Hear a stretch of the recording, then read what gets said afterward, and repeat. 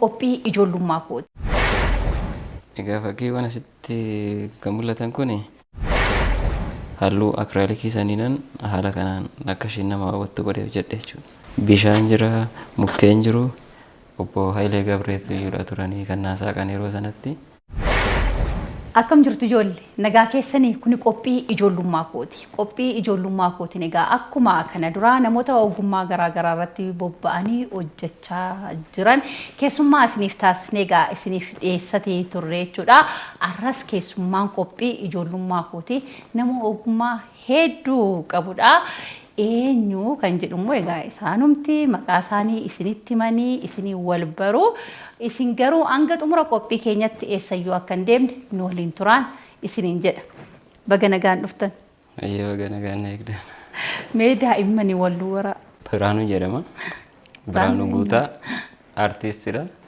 Fi immoo konkolaataa kanas nan suphaa.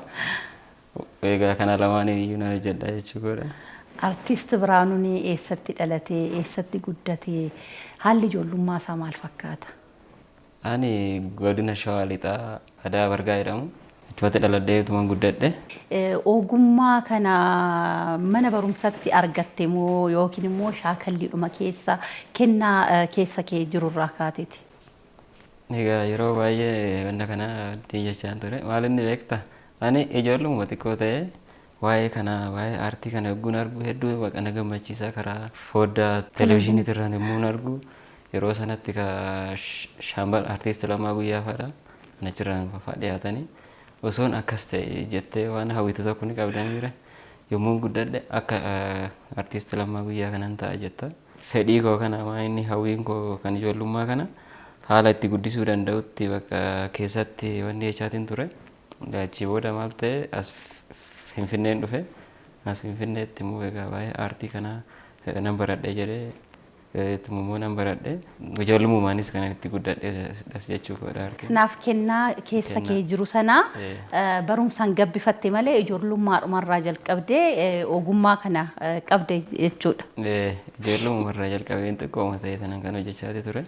Garuu immoo nan baradhee immoo nan gabbise jechuudha wanticha. Akkuma daa'imman asitti argaa jiran fakkiiwwan garaagaraa kaastaa mee ogummaa kanaan yeroo ammaa maal hojjechaa jirta?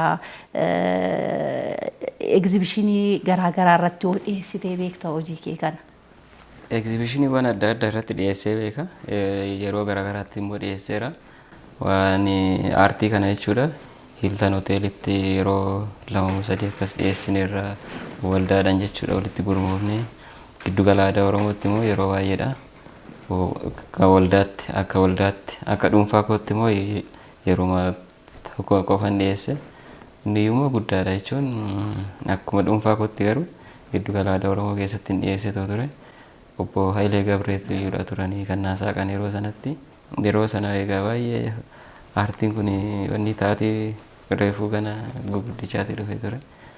Aartii Oromoo waa'ee irreechaa, waa'ee tokkummaa Oromoo akka namni amantaadhaa fi naannoodhaan fa'aa waliin qoqqoodnee aartiiwwan garaagaraa hojjedheen ture beektaa akka wanniitti akka yeroo sanaatti jechuudha. Uummannis kan na beekamu yeroo sanatti baay'inaan waanuma tokkummaa leellisu. Waanuma kunoo wantoota aartiiwwan jajjaboo ta'an wantoota kunoo namoota hawwatan namoota kan miira isaanii kakaasuu danda'an wantoota akkasii hojjechaa ture. Egaa ammas waa'een aartuma kana baay'een hojjechaa jira. Daa'imman akkuma argaa jiran asitti fakkiiwwan garaagaraatu jira. Mee fakkiiwwan kun maalidhaan kaastee maalirratti kaastee maal ibsume? Egaa fakkiiwwan asitti kan mul'atan kun abujadee irratti kan ka'anidha. Abujadee jechuun kunoo carqii kanadha. Akkasitti carqii wanni ta'e mukarratti godhame kollaa itti dibame achi booda irratti kaasna jechuudha. Akkasitti aartii mimmiidhagoowwan kana. Inni kun amma dubartii Hamar naannoo Hamar keessatti kan mul'attu ishee kan agarsiisu wayiidha. Akiraalikii jedhama. Halluu akiraalikii bishaaniin kan bulbulamu wayitutu jira. Halluu akiraalikii saniinan haala kanaan akka isheen nama hawwattu godhee hojjedhe jechuudha. Laandiskeeppii yookaan immoo Haala teessuma lafaa. teessuma lafaati. Bishaan jira, mukkeen jiru, gaarreen jiru, allaattiiwwan jiru. Wantoota bakka nama hawwatan tokko kan karaa ittiin hojjedhudha.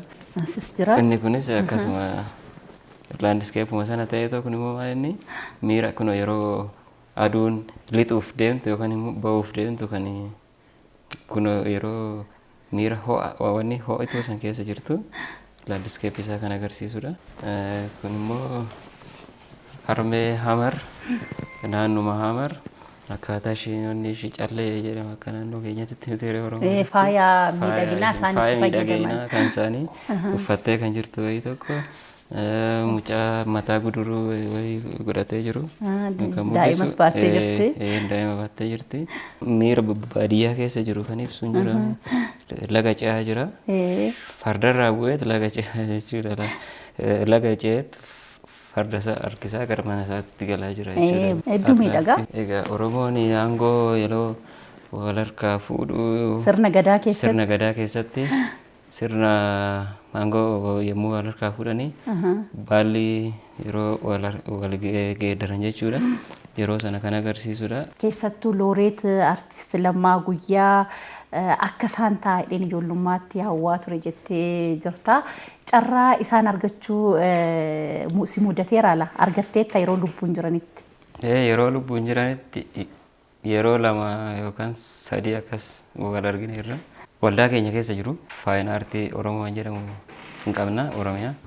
Isa keessatti yeroo baay'ee wal argaatii jira turre. Yaadas naa laatu turanii akkasitti na jajjabeessaa turanii. Egaa amma fakkiiwwan kanaan alattis yeroo ammaa magaalaa keessatti fakkiiwwan garaagaraa koliidara amma magaalaa Finfinnee keessatti yookaan immoo magaalota adda addaatti hojjetamaa jiran kana keessatti illee hojjechaa jirta yookaan immoo gahee qabdaa maal fakkaate isaa akkamitti ibsita? Egaa hojiiwwan koriidaraa kana keessatti hiriyaa koo Akaakuu Qajeelaa jedhama. Innillee ogummaa kana keessatti nama cimaadha. Akkasitti laandiskeeppiiwwan kana wantoota garaagaraa aartiiwwan kana hedduu hojjeta. Isa waliin taanee amma kun karaa anfoo kana keessatti hedduu aartiiwwan nama hawwatan nama kun atiraaktiif ta'an baay'ee gurguddaa ta'an hojjanneerra.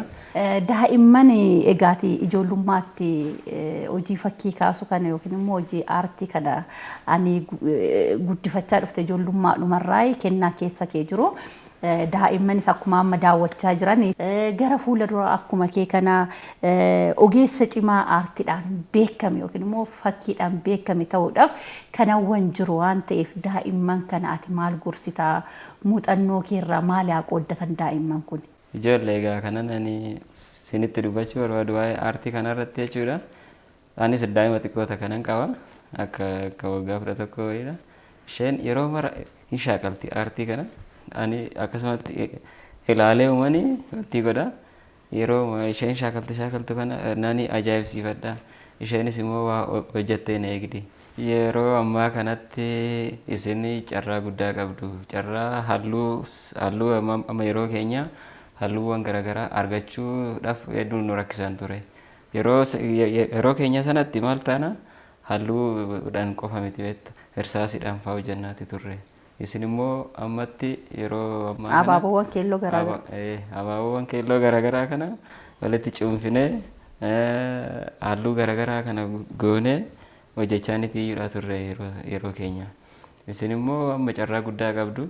Eeyyeen egaa ijoollee qophii ijoollummaa koo torbee kana akkuma daawwachaa turtan artiist Biraanuu Guutaa waliin egaa nuti turtii taasisaa turre jechuudha. Inni egaa abbaa ogummaa lamaati.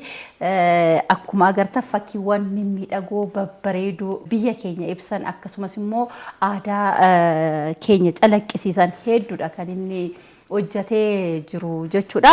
Kanaan alattis immoo egaa inni ogeessa suphaa konkolaataati. Ogummaa hedduu qaba jechuudha. Kanaaf isinis isarraa waa hedduu akka barattanii abdanna. Nutis qophii ijoollummaa koo torbee kanaaf jenne egaa xumurreeti jirra. Torban nama biraa qabannee aga walitti deebinutti torban gaarii.